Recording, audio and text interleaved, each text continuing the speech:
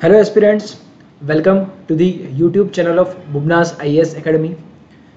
से पिछले 2 लेक्चर्स हम लोग चर्चा कर रहे हैं गुजरात हिस्ट्री की।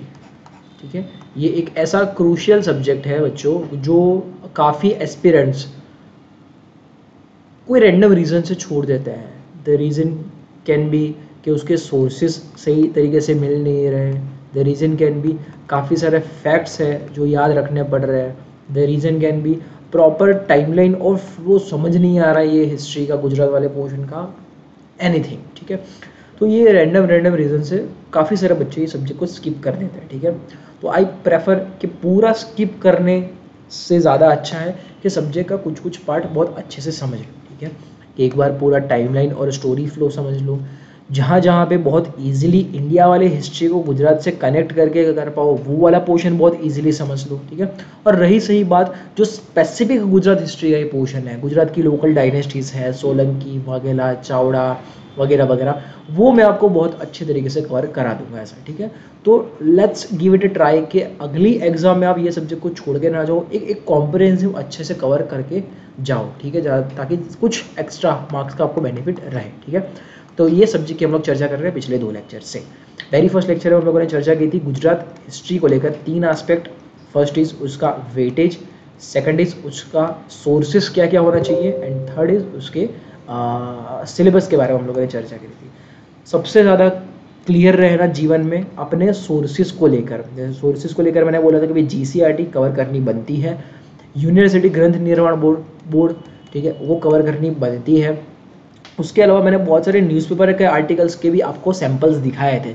जिन्होंने पहला वाला वेरी फर्स्ट लेक्चर नहीं देखा इंट्रोडक्शन का, वो प्लीज़ जाके देख लीजिए। तो ये वाला पोर्शन कवर करना है। ठीक है, जैसा उसका क्लियर रीज़न मैंने आपको बोला था कि एक एस्पिरेंट से, एक कैंडिडेट से ये चीज़ एक्सपेक्ट की जाती है कि वो न्यूज़पेपर पे इनफ नज़र रखे कि भाई देश दुनिया में न्यूज़ में क्या चल रहा है, क्या आ रहा है, एडिटोरियल में क्या चीज़ें आ रही है, टू द पॉइंट सेक्शन में क्या आ रहा है वगैरह वगैरह। तो न्यूज़पेपर के आर्टिकल्स ने खुद ने गुजरात हिस्ट्री अच्छे से कवर करके दी हुई है, तो हम लोग वहाँ से भी करेंगे। ठीक है, and apart from that government का एक और ऑथेंटिकेट सोर्स दैट इज़ पाक्षिक।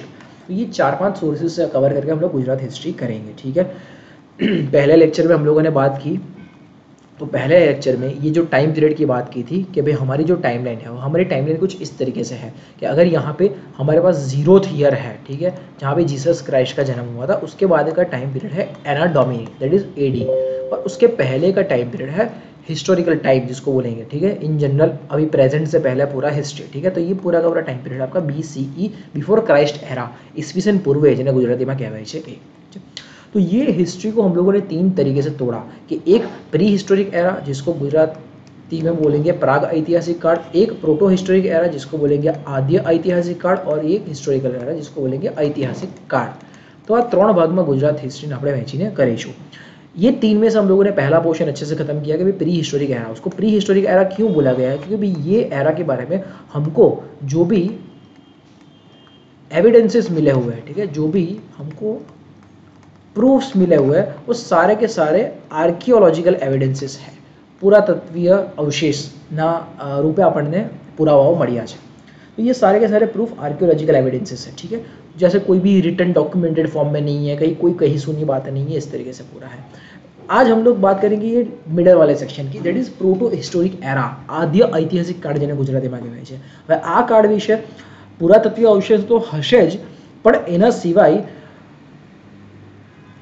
જેને કહેવાય છે મિથ, માઇથોલોજીકલ સ્ટોરીઝ કે જે સાંભળવામાં આવી છે, એક કાનેથી બીજા કાને, એક માણસથી બીજા માણસ સુધી પહોંચી છે, तो ऐसी बहुत सारी स्टोरीज भी है। ठीक है, मिथोलॉजिकल स्टोरीज, ये जो स्टोरीज के फॉर्म में एक जनरेशन से दूसरे, दूसरे से तीसरे, तीसरे चौथे में पास ऑन होती आई है। हाँ, ये चीज़ मे भी प्रॉपर डॉक्यूमेंट फॉर्मेट में हो या फिर प्रॉपर डॉक्यूमेंट फॉर्मेट में ना भी हो सकती है, ऐसा है। ठीक है, but apart from other than archaeological evidences भी इसका कुछ एक्स्ट्रा प्रूफ्स मिले हुए हैं। तो ये वाला टाइम पीरियड हमारे पास प्रोटो हिस्टोरिक एरा है, ऐतिहासिक काल, और तीसरा पार्ट जिसको बोलेंगे प्रॉपर हिस्टोरिक एरा, इसके लिए हमको प्रॉपर डॉक्यूमेंटेड सोर्सेस से प्रूफ्स मिले हुए हैं कि हाँ भाई अंग्रेज आए थे, तो भाई 1600 के साल में आए थे, 1909 में मोरले विंटर लॉ पास किया था, तो भाई किया था। ठीक है, 19 जो भी 29 में CDM चालू हुआ था, सिविल डिसोबीडियंस मूवमेंट, तो भाई चालू हुआ था बराबर, ठीक है। 1930 में अगर वो सॉल्ट सत्याग्रह किया तो भाई किया था, उसके हर एक तरीके के प्रूफ मिले हुए हैं उनको, ऐसा है, ठीक है। तो इस तरीके से हम लोगों ने हिस्ट्री के टाइम पीरियड को 3 पार्ट में तोड़ा हुआ था। ये हिस्ट्री में से हम लोगों ने सबसे पहला पार्ट खत्म किया pre historic era. Pre historic era में से हम लोगों ने प्री हिस्टोरिक एरा को हम लोगों ने क्या बोल के ख़त्म किया कि भाई ये टाइम पीरियड था आपका स्टोन एज का। क्यों स्टोन एज का टाइम पीरियड था? क्योंकि इंसान को रहने सहने के लिए, अलग अलग अपना कामकाज करने के लिए कोई ना कोई टूल्स की रिक्वायरमेंट रहती ही रहती है।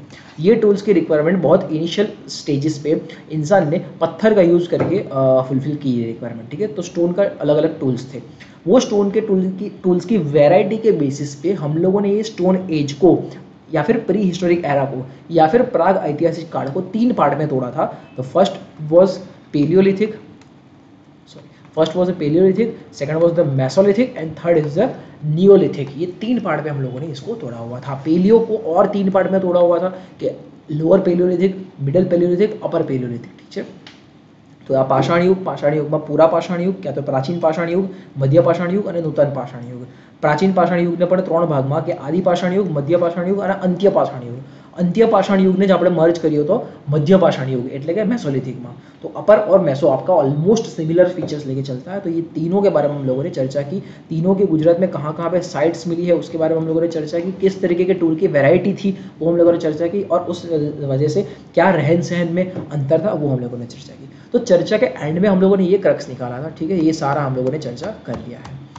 तो ये सारे डिस्कशन के एंड पे हम लोगों ने ये क्रक्स निकाला कि जब भी नियोलिथिक एज में से इंसान पास हुआ, नियोलिथिक एज में उसने वेल सेटल्ड लाइफ जीना शुरू किया, परमानेंट लाइफ के एक नदी के किनारे घर बना के रहेगा, ठीक है, और अपना सारा कामकाज उसी के आजू बाजू करता रहेगा, प्रॉपर टूल्स के साथ अपना मल्टीपल नंबर ऑफ कामकाज वो टैकल करेगा। अब जब ये इतनी सेटल्ड लाइफ जी रहा है तो धीरे धीरे धीरे धीरे कि अगर ये नदी जा रही है, नदी के किनारे रैंडम गांव बसे हुए थे कि भाई परमानेंटली यहीं पे बसे रहेंगे हम लोग, ऐसा है। तो अगर ऐसा कुछ माहौल था तो ऑब्वियस सी चीज़ है, विथ पासेज ऑफ टाइम, समय के साथ साथ यहाँ पे एक और छोटा गांव बसेगा, शायद यहाँ पे एक और छोटा परमानेंट गांव बसेगा, एक गांव, दोनों गांव की बस्ती बढ़ेगी, ठीक है। तो भाई यहाँ पे भी सेटलमेंट बढ़ाएंगे, यहाँ पे भी बढ़ाएंगे। तो इवेंचुअली आपको क्या देखने मिलेगा कि भाई ये नदी के किनारे ही एक ऐसा बड़ा सा सोसाइटी, बड़ा सा समाज खड़ा हो गया है जो परमानेंटली अब वहीं पे रह रहा है। अब जबकि एक पूरा समाज आजू बाजू में ही रह रहा है, एक दूसरे के साथ ही रह रहा है, तो इनके खाने पीने के तौर तरीके, रहन सहन के तौर तरीके, अलग अलग रिचुअल्स उनके सेम या सिमिलर ही होंगे, ऐसा है, ठीक है, सेम या सिमिलर ही होंगे। तो ये पूरा अलग अलग कबीला या फिर ये जो अलग अलग ग्रुप्स है वो बहुत सारी चीज़ों में आपको सिमिलरिटीज दिखाएंगे, बीट उनके फूड पैटर्न, बीट उनका क्लोथिंग, बीट उनके रिचुअल्स, बीट उनका लाइफस्टाइल, ठीक है, जो भी वगैरह वगैरह। तो ये सारी चीज़ों में, बीट उनकी इकोनॉमिक एक्टिविटीज़ जो भी है, तो इन सब चीज़ों में ये काफ़ी सिमिलरिटीज़ दिखाएंगे। ये सारी सिमिलरिटीज़ जब दिखाएंगे तब ये पूरे स्ट्रक्चर को हम एक कॉमन टर्म या फिर कॉमन नाम में या फिर कॉमन कंसेप्ट में जोड़ने की ट्राई करेंगे, और तब हम लोग बोलेंगे कि भाई ये सोसाइटी सिविलाइज्ड हो रही है, ठीक है। ये पूरी सिविलाइजेशन यहाँ पे बन रही है, संस्कृति ગુજરાતીમાં જેને કહેવાય છે તે કે એક સંસ્કૃતિનો શું મતલબ કે સંસ્કૃતિના જેટલા પણ લોકો છે, સિંધુ ખીણ સંસ્કૃતિના જેટલા પણ લોકો છે એ બધી સિમિલર રીતની વસ્તુઓ કરે છે, ठीक है, सिमिलर जैसी चीज़ें कर रहे हैं। तो इस तरीके से वो वाला फेज मतलब कौन सा, जो प्री हिस्टोरिक फेज था। प्री हिस्टोरिक फेज के एंड में हम लोगों ने सोसाइटी को सिविलाइज्ड होते हुए देखा, धीरे धीरे करके चीज़ें ठीक हो रही है कि हाँ अब कुछ लेन देन भी कर रहा है, इसके पास कुछ नहीं तो ये इसको दे रहे, इनके पास कुछ नहीं तो इनको दे रहे, ठीक है। अब पता चला कि हाँ भाई सबके पास कुछ ना कुछ चीज़ों की कमी रहेगी, तो भाई साइड में ऐसा करो कि भाई दुकान ही डाल दो जिसमें सारी चीज़ पड़ी रहे, लोग वहाँ पे आके लेके जाएंगे, तो कुछ देंगे तब भी उनको कुछ मिलेगा, तो वो बार्टर सिस्टम चालू होएगी। ये पूरा सोसाइटी ऐसा बन रहा है तो भाई उसकी सिक्योरिटी या फिर डिफेंस के लिए भी बात चलेगी। अब ये पूरा सोसाइटी बन रहा है तो उनकी लीडरशिप की भी बात चलेगी। तो बहुत सारे ऐसे नए नए एस्पेक्ट्स खुलने लगे जब इंसान साथ में ग्रुप बना के बहुत लार्जर स्केल में रहने लगे, ठीक है। तो तब हमारा स्टार्ट हुआ द फेज ऑफ सिविलाइजेशन कि हाँ अब ये पूरी संस्कृति यहाँ पे बसी बसाई है जिसमें बहुत सारे लोग रह रहे हैं और अपना कामकाज चला रहे हैं। तो इस रीज़न से हम लोगों ने वो वाले टाइम पीरियड से बाइफर्केट करके ये वाले टाइम पीरियड को बोला कि भाई ये टाइम पीरियड अपना रहेगा प्रोटो हिस्टोरिक एरा, गुजरातीમાં જેને કહીશું આપણે आद्य ऐतिहासिक काल। बहुत सारे एस्पेक्ट में ये डिफरेंस है, जैसे मैंने अभी बोला कि भाई पहले तो हंटिंग एंड गैदरिंग था, ठीक है, कुछ था नहीं, टूल्स वगैरह का यूज़ इधर उधर रैंडमली हो रहा था, तो वो कॉन्टेक्स्ट में इनका रहन सहन अलग है। दूसरा, टूल्स जैसे मैंने अभी बात की थी, पहले जो टूल्स थे वो स्टोन के टूल्स यूज़ कर रहे थे, ठीक है, पत्थर के बने हुए टूल्स यूज़ कर। अब धीरे धीरे इनको कॉपर मिला कहीं कहीं से, जैसे वो इंडियन हिस्ट्री में आप पढ़ोगे कि राजस्थान के खेतरी में से कॉपर मिला था, तो जैसे कॉपर मिला अलग तरीके का उनको मटेरियल मिला, ठीक है, तो ऑब्वियसली अलग मटेरियल से अलग तरीके का टूल्स बनाएंगे। अब ये तो अलग तरीके का टूल्स बनाएंगे तो ऑब्वियसली आपका एक नया फेज ऑफ हिस्ट्री स्टार्ट होगा ही होगा। सिंपल सा एग्जांपल है, जैसे पहले जब हम लोग सिर्फ इंटरनेट और कंप्यूटर यूज़ कर रहे थे तब के टाइम का ज़माना अलग था। आज के टाइम में जब इंटरनेट कंप्यूटर के साथ साथ जब आर्टिफिशियल इंटेलिजेंस यूज़ कर रहे हैं तो आज के टाइम के ज़माने को कुछ अलग बोल रहे थे, जनरेशन ऑफ एआई या फिर एआई जनरेशन वगैरह वगैरह। तो जब भी एक नया टूल, एक नया साधन इंसान के हाथ में आएगा तो ऑब्वियसली पूरा हिस्टोरिकल एस्पेक्ट उसका चेंज करके देगा। तो ये कॉपर आने की वजह से उसमें से टिन बनाया, ब्रॉन्ज बनाया, ये किया वो किया, तो उसकी वजह से पूरा सिविलाइजेशन वहाँ पे बसना चालू हुआ। उसी तरीके से दुनिया में बहुत सारी जगह पे अलग अलग सिविलाइजेशंस बने, ठीक है, जैसे सिमिलर टाइम पीरियड पे सिमिलर टाइम पीरियड मतलब कौन सा टाइम पीरियड, जैसे वो हिस्टोरिकल एस्पेक्ट में अगर बात करें तो सबका सेम नहीं होगा, ऑब्वियसली सबका अलग अलग होगा, पर टाइमलाइन के कॉन्टेक्स्ट में बात करें तो यहाँ पे ऑन एन एवरेज 3300 BCE, ठीक है, ये थोड़ा बहुत ओवरलैप होगा ही होगा, ऐसा तो है नहीं कि भाई कल कॉपर मिला और परसों से नया सिविलाइजेशन स्टार्ट होगा, थोड़ा बहुत ओवरलैपिंग एस्पेक्ट तो रहेगा ही रहेगा। और ऐसा तो है नहीं कि कॉपर मिला तो सारे पत्थर के टूल नदी में बहा दिए और अब नहीं कॉपर ही यूज़ करेंगे, तो ऑब्वियसली थोड़ा ट्रांजिशन का फेज तो रहेगा ही रहेगा। तो 3300 BCE से अपने को इंडिया में और उसी के आजू बाजू के टाइम पीरियड से अपने को पूरे वर्ल्ड में अलग अलग तरीके की सिविलाइजेशंस पनपती हुई दिखी। जैसे कि ये सारे नाम सुने होंगे कहीं ना कहीं, ठीक है, जैसे कि दुनिया में अलग अलग जगह पे है, हमारे यहाँ इंडस रिवर रीजन में हड़प्पन सिविलाइजेशन या फिर सिंधु खिंड संस्कृति गुजराती वजह के वजह थे, या तो फिर इंडस वैली सिविलाइजेशन, तो हमको एक ये दिखा। दूसरा, दुनिया की सबसे लंबी नदी, longest river of the world, that is Nile, Africa से गुजरती है, इजिप्ट में खाली हो जाती है और यहाँ पे भूमध्य समुद्र गुजराती में या फिर इंग्लिश में मेडिटेरियन सी में खाली होती है। तो नाइल रिवर के किनारे आपकी नाइल सिविलाइजेशन या फिर इजिप्शियन सिविलाइजेशन सेटल हुई। यहाँ पे मेसोपोटामिया की सिविलाइजेशन हुई, यहाँ पे हुआंग हो रिवर के पास शांग सिविलाइजेशन सेटल हुई। यहाँ पे मेसोअमेरिका में बहुत सारी छोटी छोटी थी, मय संस्कृति अभी न्यूज़ में चल रहा है, थोड़ा बहुत देखना है इसके बारे में, एस्टेक संस्कृति वो चालू हुई।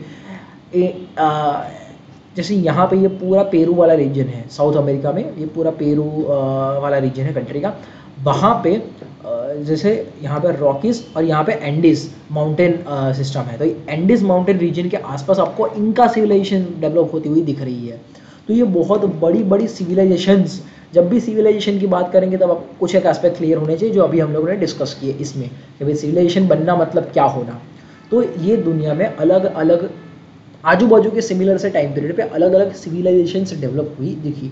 तो तब से हम लोगों ने हिस्ट्री को बोला कि भाई this is a proto historic era, आदि ऐतिहासिक काल, जो पहले वाले एरा से कुछ कुछ एस्पेक्ट्स में डिफर करेगा।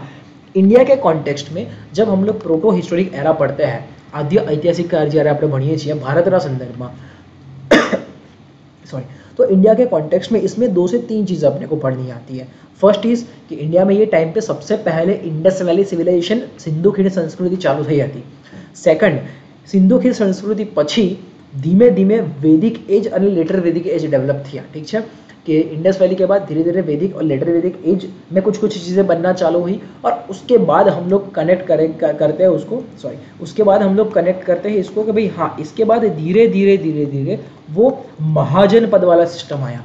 अब ये तीनों डॉट को मैं कनेक्ट करके दूंगा कि पहले आईबीसी था तो क्यों क्या कैसे, उसके बाद वैदिक और लेटर वैदिक आया तो क्यों क्या कैसे, और उसके बाद महाजनपद पे शिफ्ट क्यों हो गई दुनिया, और उसके बाद मौर्यन एम्पायर क्यों बना।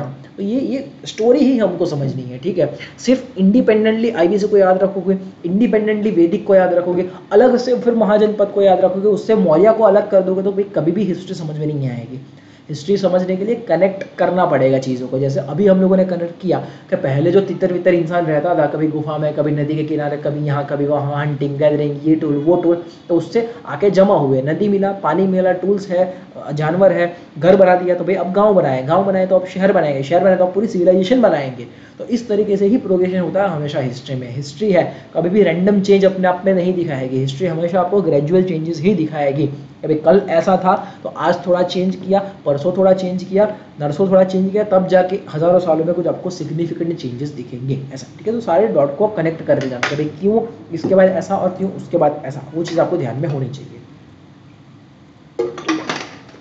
ठीक है, चलो तो स्टार्ट करते हैं कि भाई आद्य ऐतिहासिक काळમાં ઇન્ડસ વેલી સિવિલાઇઝેશન, બીજું વૈદિક संस्कृति અને ત્રીજું लेटर वैदिक संस्कृति। આ ત્રણેયનું ગુજરાતના સંદર્ભમાં શું महत्व है कि भाई गुजरात के कॉन्टेक्स्ट में ये तीनों को कैसे देखा जा सकता है, उसके बारे में हम लोग पढ़ते हैं, ऐसा। ठीक है, चलो तो दो पार्ट में तोड़ते हैं कि भाई प्रोटो हिस्टोरिक को पहला वाला पार्ट देखेंगे उसमें हड़प्पन एज का कि उसमें गुजरात में क्या क्या हो रहा था, और दूसरा वाला पार्ट देखेंगे वैदिक और लेटर वैदिक कि उसमें उसके टाइम पे गुजरात में क्या हो रहा था। मैं वापस से क्लियर कर रहा हूँ, हम लोग पढ़ रहे हैं अभी गुजरात हिस्ट्री, तो ये दोनों टाइम पीरियड पे इंडिया में भी सिमिलर सी चीज़ें ही चल रही थी कि भाई इंडिया में भी हड़प्पन साइट्स थी कि भाई मोहनजोदारो में कुछ हुआ था, यहाँ पे कुछ हुआ था, वहाँ पे कुछ हुआ था। तो वो वाला पार्ट हम लोग नहीं कर रहे हैं, हम लोग सिर्फ और सिर्फ गुजरात वाला पार्ट कर रहे हैं क्योंकि गुजरात हिस्ट्री पढ़ रहे हैं भाई। ठीक है, लाइक दैट वैदिक और लेटर वैदिक में भाई इंडिया में तो बहुत सारी चीज़ें हुई थी, वो ऋग्वेद, ये वेद, वो वेद वगैरह वगैरह, पर उसका हम लोग गुजरात वाला पोर्शन करेंगे स्पेसिफिकली। ठीक है, क्योंकि वही आपका लैप्स है, इंडियन हिस्ट्री पढ़ लिया पर उसमें गुजरात को कहाँ कैसे सेट करना, वही आपका शायद गैप हो सकता है। तो वही वाली पार्ट को हम लोग फील कर रहे हैं, वही वाला पार्ट हम लोग कर रहे हैं स्टोरी के फॉर्म में। ठीक है, चलो आगे बढ़ते हैं। तो प्रोटो हिस्ट्री में सबसे पहला मुद्दा स्टार्ट करते हैं, हड़प्पन एज। ठीक है, तो जैसे मैंने बोला कि भाई क्यों ये एज को हम लोगों ने डिफर किया, तो भाई ये एज को डिफर हम लोगों ने इसलिए क्योंकि भाई इंसान को मेटल मिला, मेटल में भी अलग अलग चीज़ें मिली, गोल्ड मिला, सिल्वर मिला, कॉपर मिला, कॉपर से उसने ब्रॉन्ज बनाया, ब्रॉन्ज से उसने कुछ बनाया, कुछ से उसने कुछ बनाया, वगैरह वगैरह वगैरह। तो ऑब्वियसली जैसे जैसे उसके पास नए टूल्स आते गए, वो नई नई चीज़ें करता गया और अपने आप को ज़्यादा से ज़्यादा सिविलाइज्ड या फिर सेटल करते गया। ठीक है, और उस तरीके से पूरा हड़प्पन सिविलाइजेशन हमारे यहाँ स्टार्ट हुआ। ठीक है, बड़े बड़े सिटीज़ बनना चालू हुए क्योंकि भाई टूल्स है, टूल से हज़ारों चीज़ें और कर पाएंगे, तो भाई बड़े शहर या फिर बड़े गांव बनाने की कैपेसिटी डेवलप हुई। और ये सारी की सारी सिविलाइजेशंस ऑब्वियसली ऑलमोस्ट रिवर के किनारे थी, क्योंकि रिवर उनको बेसिक नेसेसिटी प्रोवाइड करके दे रही थी। रिवर उनको सबसे पहला तो भाई पानी प्रोवाइड करके दे रही थी, खेत वेत अगर जोतना है, ठीक है, तो वहाँ पे आपको प्रॉपर एक फर्टाइल लैंड प्रोवाइड करके दे रही थी। ठीक है, दूसरा पानी के वाटर बॉडी के आसपास काफ़ी सारे जानवर भी आते हैं। ठीक है, तो कभी कभार हंटिंग वंटिंग करने की ज़रूरत पड़े तो आपको एनिमल्स का भी प्रोवाइड करके देगी, ऐसा। ठीक है, तो भाई एक रिवर ही आपकी, जैसे बोलते हैं गुजराती में कि भी नदी जीवादोरी है समाज नहीं, जीवादोरी एज लाइफ लाइन है पूरा, ऑब्वियसली लाइफ लाइन है, पानी के बिना भाई जीवन पनपना पॉसिबल नहीं है अर्थ पे। तो सारा का सारा ये सिविलाइजेशन नदी के आसपास ही बनना चालू हुआ था। तो ऐसी ही एक नदी हमारे इंडिया से जा रही थी, दैट इज सिंधु, इंग्लिश में जिसको बोलते हैं इंडस। कि अगर ऐसा इंडिया का रफ मैप ड्रॉ किया जाए, थोड़ा टेढ़ा मेढ़ा हो सकता है मेरा मैप, सॉरी फॉर दैट। ठीक है, अगर ऐसा इंडिया का मैप है तो भाई यहाँ से कुछ इंडस रिवर निकल के पाकिस्तान से, अभी के पाकिस्तान से जा रही है और यहाँ पे अरेबियन सी में मिल रही है, और यही इंडस की 5-6 कुछ ट्रिब्यूटरी है कि इंडस, फिर झेलम, चेनाब, रावी, बियास, सतलज। तो ये पूरा 5-6 नदियों का जो पूरा ग्रुप है, इंडस रिवर सिस्टम जिसको बोला जाता है, it is Indus river system. तो यही इंडस रिवर सिस्टम, ऑब्वियसली इतनी सारी नदियाँ हैं, 4-5-6 नदियाँ हैं, तो ये नदी के किनारे ही सारे अपने शहर बसेंगे इनिशियली, और यही संस्कृति हमारी बसी थी। इसी वजह से उसको इंडस वैली सिविलाइजेशन या फिर गुजराती में उसको सिंधु खीणनी संस्कृति કહેવામાં આવે છે। ઠીક છે, ચાલો તો આ સિંધુ ખીણની સંસ્કૃતિ વિશે આપણે ડિટેલમાં ભણીએ કે ભાઈ કઈ વસ્તુઓ ક્યારે કઈ રીતે થઈ હતી ગુજરાતના સંદર્ભમાં। પાછો હું રીટરેટ કરું છું કે ભાઈ આપણે આ બધી વસ્તુ ગુજરાતના સંદર્ભમાં ભણવાની છે। तो वेरी फर्स्ट एविडेंस हमको आईवीसी के गुजरात के कॉन्टेक्स्ट में मिले थे। वैसे सबसे पहले एविडेंस 1922 में मिले थे इंडिया में, पंजाब में। ठीक है, तब के टाइम का पंजाब, तब के टाइम का पंजाब एज इन जब पार्टीशन नहीं हुआ था, तब के टाइम के पंजाब में हमको 1922 में उसके पहले प्रूफ मिले थे। बट गुजरात में हमको इसके सबसे पहले प्रूफ मिले हुए रंगपुर करके विलेज है। ठीक है, रंगपुर करके विलेज है, कहाँ पे है, तब के लिमड़ी स्टेट में हुआ करता था। तब लिमड़ी स्टेट क्या है, जैसे आपको थोड़ा बहुत हिस्ट्री मॉडर्न जब करेंगे ना, तब आएगा कि भाई अंग्रेजों के ज़माने में चीज़ों को या तो प्रिंसली स्टेट्स या तो फिर प्रेसिडेंसीज या तो फिर तीसरा था, सॉरी मैं भूल गया वो वर्ड, प्रिंसली स्टेट्स, प्रेसिडेंसी और प्रोविंसेस। हाँ राइट, प्रोविंसेस, ये 3-4 अलग अलग टेरिटरी में तोड़ा गया था। तो तब के टाइम के लिमड़ी स्टेट में पड़ रहा था ये रंगपुर करके जो गांव है आपका। अभी गुजरात के सुरेंद्रनगर जिले में आपका ये पड़ रहा है रंगपुर। तो गुजरात में, वापस से बोल रहा हूँ, गुजरात में आईवीसी के वेरी फर्स्ट एविडेंस हमको कहाँ से मिले थे सॉरी, रंगपुर से मिले हुए थे। कब मिले भाई? 1931 में हमको मिले, 1931 में हमको इसके प्रूफ मिले, ठीक है। इसके अलावा जो लार्जर स्केल पे आईवीसी इंडस वैली सिविलाइजेशन है वो कहाँ से कहाँ तक फैला हुआ था?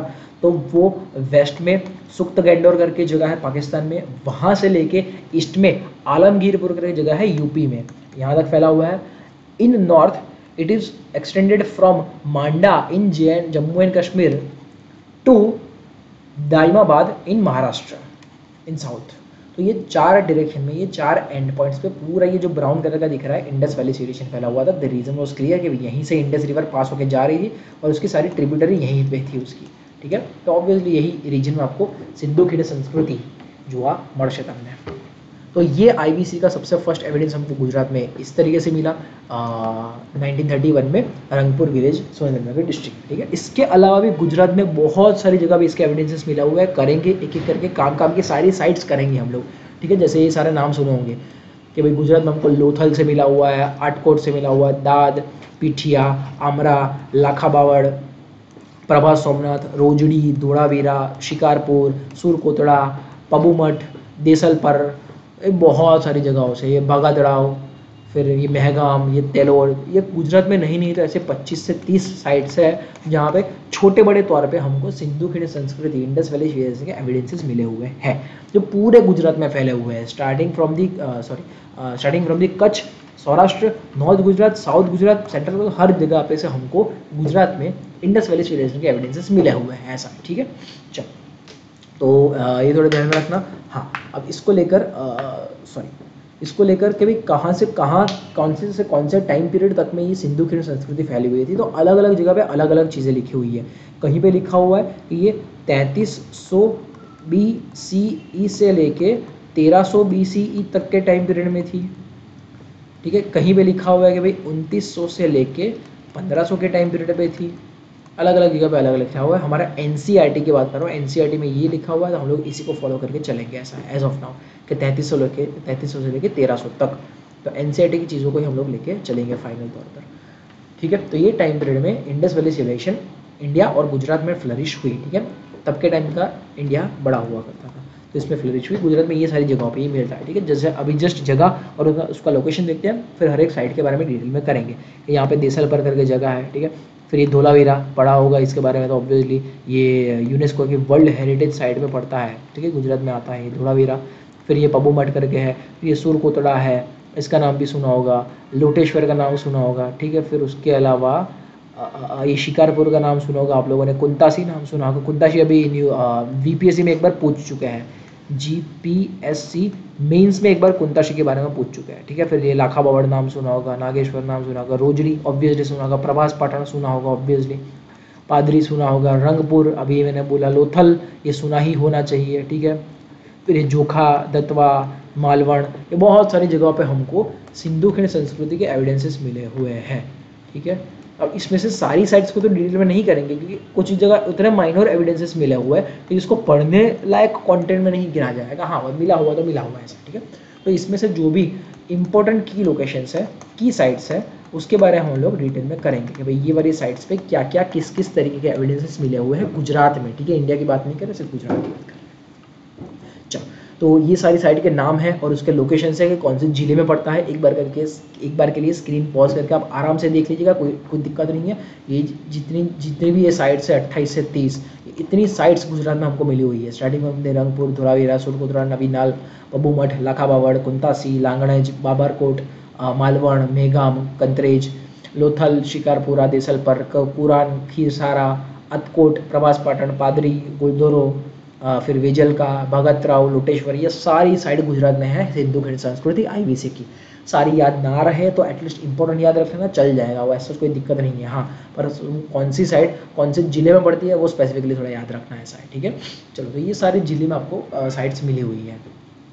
ठीक है, स्क्रीन 2 सेकंड के लिए पॉज करके इस चीज़ को आराम से आप देख लीजिएगा। मतलब ये फैक्ट्स है, इसको कोई समझाने का तरीका नहीं, ये फैक्ट्स है, बस इस तरीके से प्रेजेंटेड है, इसको याद रख लीजिए। चालू करते हैं हम लोग यहाँ से कि गुजरात में जो अलग अलग साइट्स मिली हुई उसमें किसने खोजा साइट, कब खोजा, उसमें से क्या यूनिक एविडेंसेस मिले। सेम वापस मैं बोल रहा हूँ, सारी साइट्स के सारे एविडेंसेस याद करने मत जाना। ऑब्वियसली एग्जाम में कॉमन फैक्ट्स आपको नहीं पूछेंगे, आपको वही फैक्ट्स पूछे जाएंगे जो वो साइट के बारे में कुछ यूनिक चीज़ें बता रहे हो। ठीक है, कि जैसे लोथल था तो ऑब्वियसली वहाँ पे अपना डॉकयार्ड था तो वो पूछने लायक चीज़ें हैं। धोलावीरा था तो भाई वहाँ का पूरा स्ट्रक्चर 3 लेयर्ड था तो भी वो चीज़ पूछने लायक था। तो यूनिक फैक्ट्स ही याद रखने लायक होते हैं। आप पॉटरी हर जगह से मिली हुई थी तो पॉटरी को तो आप कैसे ही याद रख पाओगे। ठीक है, तो मतलब कुछ एक चीज़ें उतना हार्ड कोर मैनर में याद रखने की जरूरत नहीं है। ठीक है, यूनिक फैक्ट्स हम लोग बहुत अच्छी तरीके से याद रखेंगे।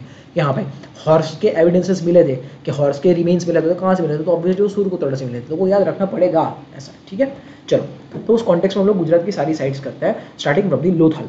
लोथल की बात करें तो भाई कहाँ पे लोकेटेड है पहले तो, जैसे यहाँ पे छोटा सा मैप दिख रहा है तो गुजरात में अहमदाबाद जिला में धुड़का करके तालुका है। ठीक है, गुजराती में धुड़का कहते हैं, इंग्लिश में लिखने में एल लिखता है शायद, धुड़का। ठीक है, तो धुड़का करके तालुका है गुजरात के अहमदाबाद में। वो धुड़का तालुका में सरजवाला करके विलेज है, गांव है। वो सरजवाला गांव में आपका यहाँ पर लोथल मुहाना में पड़ता है। किसका मुहाना है तो वो याद रखना कि भाई गल्फ ऑफ खंबात या फिर गल्फ ऑफ कैम्बे का ये मुहाना है, वहाँ पे आपका ये पड़ता है। ठीक है, तो लोकेशन उसका प्रिसाइज है कि भाई इंडिया में गुजरात में अहमदाबाद में धुड़का तालुका में सरजवाला गांव में पड़ता है आपका लोथल। लोथल आपका पड़ता है गल्फ ऑफ कैम्बे या फिर गल्फ ऑफ खंबात के मुहाने पे ऐसा। ठीक है, ये लोथल का लोकेशन हो गया। किसने खोजा था तो भाई 1957 में SR राव, शिकारीपुरा रंगनाथ राव करके पूरा नाम था, तो वो SR राव आर्कियोलॉजिस्ट थे हमारे इंडिया के, उन्होंने खोजा हुआ था। हाँ, वहाँ पे भी स्पेसिफिकली कहाँ पड़ा हुआ है ये लोथल, तो वहाँ पे भी स्पेसिफिकली भोगावो रिवर के पास में पड़ा हुआ है।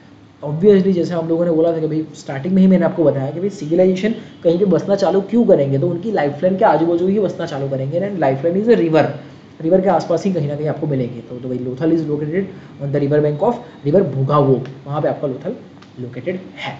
ठीक है, भोगावो साबरमती नदी की ही ट्रिब्यूटरी है। साबरमती नदी या फिर पूरा रिवर नेटवर्क के बारे में हम लोग ज्योग्राफी में करेंगे गुजरात के। ठीक है, चलिए तो यहाँ पे उसका लोकेशन हो गया आपका। ठीक है, लोथल एक ऐसी लौती जगह है जहाँ पे दुनिया का सबसे पहला पोर्ट बना हुआ था। ठीक है, वहाँ पे सबसे पहला पोर्ट और डॉकयार्ड बना हुआ था। यहाँ पे जैसे ये इमेजिनरी फिगर में दिखाया हुआ है कि ऐसा कुछ शायद होगा शहर, आजू बाजू से नदी जा रही होगी और नदी में ऐसा पोर्ट और डॉकयार्ड हम लोगों ने बनाया होगा जहाँ पे जहाज आ सके, वहाँ पे रुक सके, सामान लोड और अनलोड हो सके, फिर वहाँ से जहाज वापस जा सके। तो उसके लिए पोर्ट भी होना चाहिए, डॉकयार्ड भी होना चाहिए। ठीक है, डॉकयार्ड जहाँ पे सामान उतारा जाए चढ़ाया जाए वो, और पोर्ट जहाँ पे सामान मतलब जहाज आते जाते रहते हैं वो। Port is a major context. तो ये सबसे ऑब्वियसली यूनिक चीज़ है लोथल की, इसी के लिए जाना जाता है लोथल ऐसा। ठीक है, कि तब के टाइम पे यहाँ पे डॉकयार्ड हुआ करता था ऐसा। ठीक है, अपार्ट फ्रॉम दैट लोथल में आपको डबल बरियल मिले हुए हैं। ठीक है, तो ये एक यूनिक फैक्ट है। डबल बरियल का फोटो यहाँ पे आप नीचे देख सकते हो। डबल बरियल एज इन कि भाई एक ही कबर में दो, मे बी वो मेल फीमेल हस्बैंड वाइफ हो सकते हैं, मे बी क्या हो सकते हैं उसके बारे में पता नहीं है, पर डबल बरियल मिले हुए हैं लोथल में हमको ऐसा। ठीक है, दूसरा कल्टिवेशन ऑफ राइस के एविडेंसेस मिले हुए हैं कि भाई तब के लोग चावल की खेती किया करते थे, तो ये मिला हुआ है। सेम तरीके के राइस हस्क, जो चावल को झड़ने के बाद उसकी जो डंडी बचती है राइस हस्क, तो वो राइस हस्क हमको उसके रिमेन्स, मतलब ऑब्वियसली पूरा हस्क नहीं मिलेगा, उसके रिमेन्स या फिर उसके एविडेंसेस हमको रंगपुर से भी मिले हुए हैं। ठीक है, तो ये है लोथल में बहुत सारी दुकानें ऐसी मिली हुई है, एविडेंसेस मिले हुए हैं। जब भी मैं बोलूँगा ना कि भाई ये मिला हुआ है वो बोला, मतलब उसके एविडेंसेस मिले हुए हैं। पूरी दुकान तो सजी ऑब्वियसली आपको नहीं दिखेगी वहाँ पे। ठीक है, तो लोथल में हमको बीड मेकर्स की शॉप के भी एविडेंस मिले हुए हैं। बीड दैट इज गुजरात में जिसको मणका बोलते हैं, तो मणका बनाने फैक्ट्री અને મણકાની દુકાનો अलग अलग टाइपના મણકાઓ પણ એના પર પુરાવો આપણને લોથલમાંથી મળ્યા છે। ठीक है, उसके अलावा लोथल को Manchester of the Harappan civilization बोला जाता था, क्योंकि भाई वहाँ कॉटन का ट्रेड बहुत लार्ज स्केल पे किया जाता था, ऐसा हमको एविडेंसेस मिला हुआ है। अब ऑब्वियसली ट्रेड बहुत लार्ज स्केल पे किया जाएगा, उसका क्लियर कट रीजन है क्योंकि भाई यहाँ पे पोर्ट था, पोर्ट है तो सारा सामान लाके यहाँ पे खड़ा कर दो, यहीं से ट्रेड करो, यहीं से जहाज में चढ़ाओ, जहाज लेके जाएगा, जहाज कुछ लेके आएगा और यहीं से उतारेगा। तो भाई लोड अनलोड यहाँ पे होना है, सारा सामान इवेंचुअली कलेक्ट या फिर डिस्ट्रीब्यूशन यहीं से होना है, तो यहाँ से ऑब्वियसली मेजर ट्रेड सेंटर आपका यही रहेगा ऐसा है। ठीक है, तो ये मिला हुआ है। कॉपर फैक्ट्री के एविडेंसेस है। हाँ, इसमें और एक यूनिक चीज़ है कि पर्शियन गल्फ मतलब ईरान के नीचे जो गल्फ पड़ता है वो gulf of Persia, gulf of Iran, sorry Iran नहीं, गल्फ ऑफ पर्शिया, ठीक है। तो पर्शियन गल्फ के सील भी मिले हुए, सील मतलब सिक्के, ये जो बाजू में दिख रहे हैं ना, ये पर्शियन गल्फ के सील मिले हुए हैं। अब उसका भी ऑब्वियस रीज़न था कि जब आप इकोनॉमी पढ़ोगे ना तो पढ़ोगे कि भाई लेन देन के कुछ कुछ तरीके होते हैं दुनिया में, ऐसा है, ठीक है। सबसे इनिशियल तरीका चालू हुआ था लेन देन का, सबसे इनिशियल तरीका लेन देन का चालू हुआ था, जिसको हम लोगों ने बार्टर सिस्टम बोला था कि भाई मेरे पास ये पेन है, आपके पास कोई किताब है, मुझे वो किताब चाहिए, आपको ये पेन चाहिए, दो चीज़ एक्सचेंज कर ली, that was a barter system. Barter system के अलावा फिर इकोनॉमी जैसे जैसे डेवलप हुई, गांव शहर बसना चालू किए, तब हम लोगों ने कॉमन करेंसी निकाली कि अगर मेरे पास अभी 10 रुपये की नोट है, मैं वो नोट से कुछ भी चीज़ परचेज कर सकता हूँ, 10 रुपये की जो होगी वो, तो काइंड ऑफ मनी सिस्टम बाद में एस्टेब्लिश हुई, ठीक है। तो उसके लिए भी सील्स बने होंगे या फिर जस्ट कोमेमोरेशन के पर्पज से भी सील्स बने होंगे, ऐसा, ठीक है। पर कोई ना कोई सील्स हमको, क्योंकि वो ट्रेड सेंटर था, क्योंकि वहाँ पे इंटरनेशनल ट्रेड किया जाता था लोथल में, तो हमको ऑब्वियसली वहाँ से पर्शियन गल्फ के सील्स मिले हुए हैं, ठीक है। वो ऑब्वियस रीज़न था। तो जैसे एविडेंसेस भी आपको लॉजिकल ही मिलेंगे कि यहाँ से आउट ऑफ नोवेयर कुछ भी नहीं मिला हुआ है, डॉकयार्ड था तो हाँ भाई डॉकयार्ड है तो आपको पर्शियन गल्फ के सील मिले हुए हैं, डॉकयार्ड है तो हमको कॉटन ट्रेड सेंटर था, ऐसा माना जा सकता है, ठीक है। तो भाई लॉजिकल रीज़न है सारे, ऐसा, ठीक है। उसके अलावा यहाँ से हमको फिगराइन ऑफ हॉर्स भी मिला हुआ है, जैसे ये दिख रहा है ना, ऐसे ही टेराकोटा का बनाया हुआ घोड़े का भी क्या बोलते हैं स्कल्पचर जैसा मिला हुआ है, ठीक है। अब ओरिजिनली घोड़े was not a part of India, घोड़े इंडिया में नहीं मिलते थे नेचुरली। घोड़े जैसे कुछ कुछ मूवीज़ में भी आप लोगों ने देखा हो शायद, जैसे वो मोहनजोदारो अगर मूवी देखा हो ना, मतलब वो मूवी है फिक्शन है ऑब्वियसली, पर वो मूवी में अगर देखा हो ना तो वहाँ पे जब भी ट्रेड सेंटर्स लगाए जाते थे, वो ट्रेड सेंटर्स में बाहर के कंट्री के लोग भी कुछ सामान लेने बेचने आते थे, तब उन्होंने पहली बार घोड़े देखे थे कि अरे भाई ये ईरान से लोग आए हुए हैं और घोड़े लेके आए हुए हैं यहाँ पे बेचने के लिए। तो घोड़े उस तरीके से इंट्रोड्यूस हुए थे इंडिया में। तो ऑब्वियसली अगर ये ट्रेड सेंटर था, अगर यहाँ पे जहाज उतरते थे तो यहाँ पे घोड़े भी उतरते होंगे जहाज के साथ साथ बिकने के लिए, तो घोड़े का मूर्ति ऐसा कुछ हमको स्कल्पचर मिला हुआ है, ठीक है।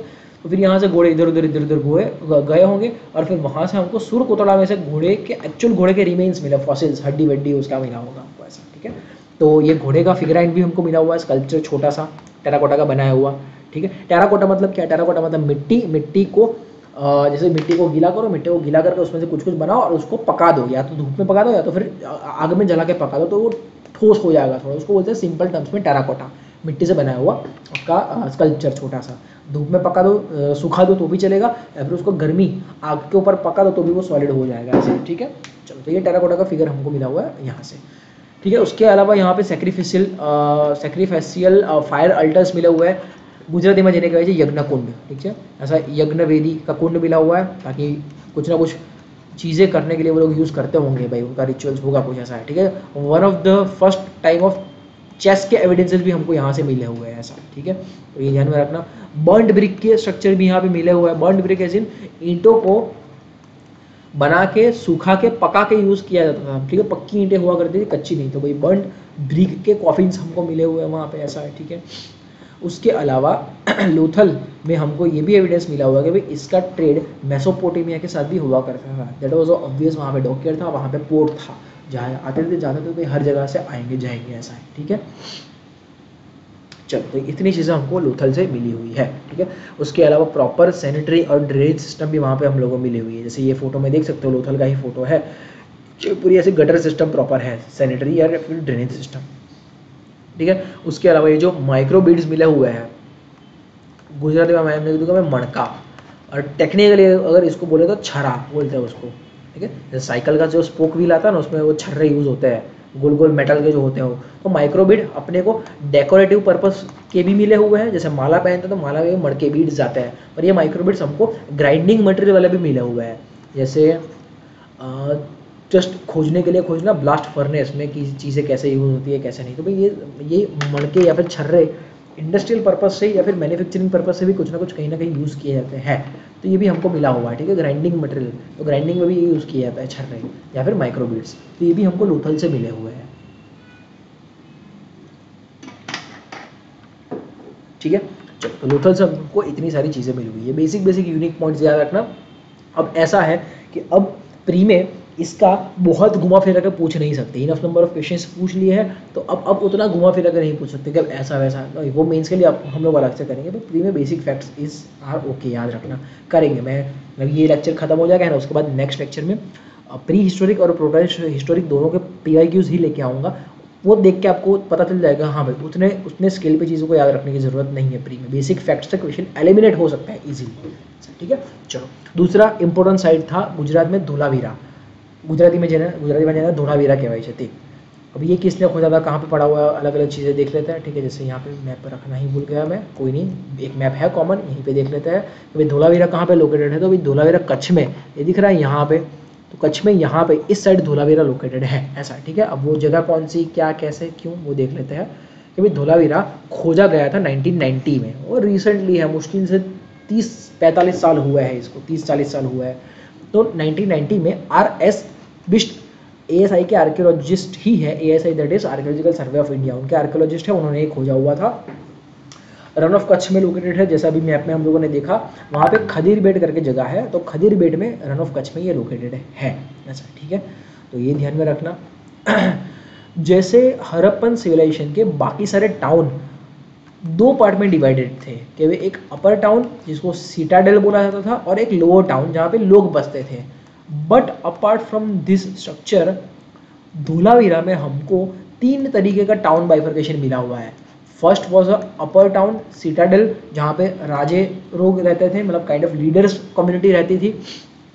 दूसरा पार्ट था मिडल टाउन, जहाँ पे ऑफिसर्स लोग, अपर लेवल के ऑफिसर्स लोग रहते थे, ठीक है। सॉरी कहाँ गया ये रहा, हाँ, दूसरा था मिडिल टाउन, जहाँ पे ऑफिसर्स कैटेगरी के लोग रहते होंगे, और लास्ट लोअर टाउन, ठीक है, जहाँ पे ऑब्वियसली सिविलियंस, नॉर्मल प्रजा रहती होगी। तो ये 3 लेयर स्ट्रक्चर हमको सिर्फ धोलावीरा में मिला हुआ है, ठीक है। ये रहा, यहाँ पे लिखा हुआ है कि the middle town could be seen only in the site of Dholavira, ऐसा, ठीक है। तो ये एक यूनिक फैक्ट याद रखने लायक, इसको याद रखिएगा आप लोग, ठीक है। अपार्ट फ्रॉम दैट दूसरा एक यूनिक फैक्ट कि भाई ये जो बाजू में दिख रहा है, this is the original picture. Dholavira में से हमको 10 अल्फ़ाबेट का, जैसे उसको एक अल्फ़ाबेट हम लोग लेके चल रहे हैं एज ऑफ नाउ, कि ये जो साइंस अलग अलग है ना, हड़प्पन लिपि, हड़प्पन स्क्रिप्ट के, ये अलग अलग 10 लेटर का हमको एक साइन बोर्ड मिला हुआ है। जैसे आप अगर जाते हो तो साइन बोर्ड कहाँ पे, जैसे कुछ साइन बोर्ड आपका लिखा हुआ है यहाँ पे, ऐसा करके लिखा हुआ है जहाँ पे नो पार्किंग, ठीक है। दूसरा कुछ साइन बोर्ड है नो स्पीटिंग, ठीक है। तीसरा है नो स्मोकिंग, वो साइन बोर्ड्स होते हैं ना भाई, गो लेफ्ट, गो राइट, ये वो वगैरह वगैरह, ठीक है, टर्न लेफ्ट। तो वैसा वाला ही साइन बोर्ड हमको मिला हुआ है धोलावीरा से, जिसमें 10 लेटर्स एक ग्राफिकल फॉर्मेट में यूज़ किए हुए हैं। ऑब्वियसली हड़प्पन स्क्रिप्ट को हम लोग डिक्रिप्ट नहीं कर पाया है, तो उस रीज़न से पता नहीं है क्या लिखा हुआ है, पर ये साइन बोर्ड एक ही जगह से साइन बोर्ड मिला हुआ है। हाँ, ये लेटर्स या फिर जो ग्राफिकल सिंबल्स हैं वो तो बहुत सारी जगह से मिले हुए, पर साइन बोर्ड हमको सिर्फ धोलावीरा से मिला हुआ है, ठीक है। तो ये ध्यान में रखना। धोलावीरा को इवेंचुअली इतने रिच हेरिटेज को ध्यान में रखते हुए हम लोगों ने वर्ल्ड हेरिटेज साइट ये मैनेज करता है यूनेस्को, तो यूनेस्को की वर्ल्ड हेरिटेज साइट में as a 40th site of from India इसको ऐड किया गया है। तो ये फैक्ट याद रखना है ऐसा, ठीक है। तो रिच हेरिटेज या फिर रिच कल्चर में क्या है, तो एक तो 3 तरीके का स्ट्रक्चर है, upper town, middle town, lower town, ठीक है। साइन बोर्ड यहाँ से मिला हुआ है, ठीक है। उसके अलावा यहाँ पे मेगालिथ बरियल है। मेगालिथ बरियल मतलब बड़े बड़े पत्थर रख के, और बरियल्स मतलब मुर्दा गाड़ने की जगह, ऐसे बड़े बड़े पत्थरों को रख के बीच में मुर्दों को गाड़ा जाता था, तो that was a megalith burial ही मिला हुआ है। वेयर हाउस के एविडेंसेस मिले हुए हैं, वेयर हाउस मतलब स्टोरेज स्पेस भी यहाँ पे हुआ करेंगे, वेयर हाउस के एविडेंसेस मिले हुए हैं, ठीक है। उसके अलावा धोलावीरा जैसे लोकेटेड है कच्छ के रन में, कच्छ के डेजर्ट में लोकेटेड है, तो उस रीजन से यहाँ पे हमको बहुत यूनिक तरीके की वाटर मैनेजमेंट सिस्टम और कैनाल सिस्टम भी मिली हुई है। ऑब्वियसली पानी की स्कैरसिटी, तो पानी की स्कैरसिटी को मेंटेन्ड रखने के लिए, ठीक है, सॉरी, पानी की स्कैरसिटी के अगेंस्ट में लड़ने के लिए उन्होंने बहुत बढ़िया तरीके की वाटर मैनेजमेंट सिस्टम और कैनाल सिस्टम बनाई हुई है, जो सिर्फ आपको धोलावीरा में दिख रही है। तो ये एक यूनिक फैक्ट वहाँ का, ठीक है। वेयर हाउस वही रेगिस्तान में रह रहे, वही चीज़ों को जमा करके रखना पड़ेगा, भाई कल को उठ के अगर ड्रॉट कंडीशन आ गई तो भाई खाने पीने के लिए चीज़ें अपने पास होनी चाहिए, तो वेयर हाउस मिला हुआ है, ठीक है। तो ये ध्यान में रखना। उसके अलावा क्योंकि धोलावीरा ऐसा फॉल्ट लाइन पे लोकेटेड था, fault line as in earthquake zone, अभी के लिए ऐसा समझ लो, ज़्यादा डिस्कशन में जाना नहीं है इसके, फॉल्ट लाइन से अर्थक्वेक जोन के, क्योंकि धोलावीरा अर्थक्वेक जोन पे लोकेटेड है कच्छ में। वैसे भी 2001 में अर्थक्वेक आया हुआ है, उसके पहले भी बहुत आए होंगे, हमको पता नहीं है ऐसा, ठीक है। मतलब ये तो लाखों करोड़ों, मतलब हज़ारों सालों पहले की बात है, 5-6 हज़ार साल पहले की बात है। तो फॉल्ट लाइन में लोकेटेड होने की वजह से बहुत बार वहाँ पे मल्टीपल अर्थक्वेक्स आए होंगे और उसकी वजह से धोलावीरा हमको काफ़ी अभी टूटा फूटा दिख रहा है, ठीक है। एविडेंसेस उतने क्लियर कट मैनर में अभी भी फिर भी नहीं दिख रहे हैं, ऐसा है, ठीक है। तो ये फॉल्ट लाइन पे लोकेटेड होने की वजह से वो मल्टीपल टाइम डिस्ट्रॉय हुआ होगा, ऐसा है, ठीक है। ये न्यूज़पेपर में धोलावीरा को लेकर कुछ कुछ चीज़ें आई हुई थी, याद रखना। काफ़ी यूनिक फैक्ट्स यहाँ पे लिखे हुए हैं न्यूज़पेपर्स में भी, कि जैसे ये जो इंसान है, ठीक है, नवीन भानुशाली करके, वो स्क्रिप्ट को डिकोड करने की ट्राई कर रहे हैं सरकार की मदद से, ठीक है। कि उन्होंने बोला कि भाई दरेक अक्षरना 3 मतलब હોઈ શકે છે, ઠીક છે। દરેક અક્ષરના 3 मतलब હોઈ શકે છે। છેલ્લા 30 વર્ષથી સ્ક્રિપ્ટને ડિકોડ કરવાની ટ્રાય કરે છે। એ સ્ક્રિપ્ટ હડપ્પા સંસ્કૃતિનો વારસો बता क्या संस्कृति बता रहा होगा, ऐसा मान के चल रहा है। अलग अलग चित्र है, अलग अलग सिम्बल्स है, कहीं पे कुछ है, कहीं पे कुछ है, तो ये उनको डिक्रिप्ट करने का ट्राई कर रहा है, ठीक है। उसके अलावा कुछ यूनिक फैक्ट्स क्या मेंशन है इन न्यूज़पेपर के आर्टिकल्स में, जैसे मैंने बोला कि उनके पास बहुत एनरिच्ड वाटर मैनेजमेंट सिस्टम था। उसके अलावा ये यूनिक फैक्ट जैसे यहाँ पे लिखा हुआ, यहाँ से देख लेते हैं, ठीक है। जैसे यूनिक फैक्ट में क्या है, सॉरी कहाँ गए, ये रहा। यूनिक फैक्ट में क्या है कि भाई Dholavira exactly located on the tropic of cancer, tropic of cancer जिसको गुजराती में कर्कवृत्त बोलते हैं, तो भाई कर्कवृत्त पे लोकेटेड है, तो ये यूनिक फैक्ट ध्यान में रखना, ठीक है। धोलावीरा अभी ग्रेटर रन ऑफ कच्छ में लोकेटेड है, जहाँ पे Kutch desert wildlife sanctuary है, ठीक है। तो वहाँ पे लोकेटेड है Kutch desert wildlife sanctuary में। दूसरा, धोलावीरा जो टाउन था वो टाउन के 9 गेट्स हुआ करते थे, ठीक है। ऐसा भी हमको एविडेंस मिला हुआ है। तो ये ऐसा वन ऑफ द टाउन है हड़प्पन सिविलाइजेशन का जहाँ पे ऐसे गेट्स हुआ करते थे। जैसे गेट्स से क्या समझते हो, अगर आप कभी अहमदाबाद रहे हो या फिर कभी सूरत रहे हो तो ऐसा अलग अलग दरवाजे के नाम सुने होंगे, लाल गेट या फिर लाल दरवाज़ा, ठीक है। लाल दरवाज़ा सूरत में, लाल गेट वहाँ पे अहमदाबाद में है। तो अंदर में ऐसे पूरा 12 दरवाजों का पूरा वो है एनसर्कल्ड। सूरत में भी ऐसे 8 दरवाजों का एनसर्कल्ड है, ठीक है। मजुरा गेट, लाल गेट वगैरह वगैरह ऐसा करके। तो ये पूरा गेटेड स्ट्रक्चर उनको मिला हुआ है धोलावीरा से, ठीक है। उसके अलावा 2 ग्राउंड मिले हुए हैं, मल्टीपर्पज़ ग्राउंड मिले हुए हैं, ठीक है, जिसका यूज़ वो लोग या तो मार्केट पर्पज से करते होंगे, वहाँ पे मार्केट लगता होगा, या तो फिर फेस्टिवल्स में उसका यूज़ करते होंगे, ठीक है। तो ये मल्टीपर्पज़ ग्राउंड भी 2 मिले हुए हैं हमको वहाँ से धोलावीरा से, ऐसा, ठीक है। एज ऑफ नाउ सरकार ने वहाँ पे एक म्यूजियम भी बना दिया है जहाँ पे चीज़ों को प्रिजर्व कंजर्व करके रखा गया है, ऐसा है, ठीक है। चलो, ये धोलावीरा काफ़ी एनरिच कल्चर हमको हड़प्पन एरा का देता है, इसलिए उसको वर्ल्ड हेरिटेज साइट में भी डाला गया है, ऐसा, ठीक है। तो ये धोलावीरा हुआ आपका। उसके बाद गुजरात की एक और साइट है जिसका नाम है सुरकोतड़ा, ठीक है। सुरकोतड़ा जब आप इंडियन हिस्ट्री पढ़ रहे होंगे ना तभी पढ़ा होगा, क्योंकि ये एक लौती यूनिक साइट है जहाँ पे आपको कहाँ गई, यहाँ पे कहीं लिखा हुआ है कि भाई हॉर्स के रिमेन्स मिले हुए हैं, ऐसा है, ठीक है। एक लौती ऐसी साइट्स है जहाँ पे आपको हॉर्स के रिमेन्स मिले हुए हैं, फॉसिल्स। तो वो पार्ट है आपका सुरकोतड़ा। कहाँ पे लोकेटेड है, अगेन इन द कच्छ, भुज में लोकेटेड है ये आपका। JP जोशी, जगतपति जोशी करके नाम है इनका पूरा, आर्कियोलॉजिस्ट है ऑब्वियसली। 1972 में जगतपति जोशी ने इसको एक्सकवेट किया था, उत्खनन कार्यकारी ने शोधी काढ़ी हुई, हाँ भाई ये सुरकोतड़ा नाम की कोई जगह होई શકે છે, ठीक है। चलिए, तो ये भुज में कहाँ पे लोकेटेड है वो कॉमन मैप में ही देख लेते हैं, ठीक है। जैसे कॉमन मैप में भुज में आपको दिखेगा सुरकोतड़ा, यहाँ पे ये रहा, ठीक है। तो थोड़ा कॉन्टेक्चुअल पोजीशन याद रखना, कभी यहाँ पे धोलावीरा, धोलावीरा की इस साइड सुरकोतड़ा है, सुरकोतड़ा की साइड यहाँ पे लोथल है। तो कॉन्टेक्चुअल पोजीशन थोड़ी ध्यान में रखिएगा। कभी कभार ऐसा हुआ कभी 4 लोकेशन के नाम लिख दिए हुए हैं और 4 लोकेशन को नॉर्थ से साउथ या फिर ईस्ट से वेस्ट अरेंज करने के लिए बोला था कि फंस ना जाओ, ठीक है। कि भाई नॉर्थ में पड़ता है धोलावीरा, फिर मिडल में पड़ता है सुरकोतड़ा, फिर एक नाम शायद पूछ लिया कि भाई शिकारपुरा जो नाम फेमस है वो पूछ लिया, और चौथा यहाँ से कोई एक नाम लिख लिया रोजड़ी, और फिर बोलेंगे इसको नॉर्थ से साउथ या फिर साउथ से नॉर्थ अरेंज करो। तो लोकेशंस ध्यान में रखना, ठीक है। ये मैप आगे थोड़ा प्रीवियस करके देख लेना, जब भी ये मैप का ब्लैंक वाला स्लाइड आएगा ना उसका फोटो खींच कर रख लेना, ठीक है।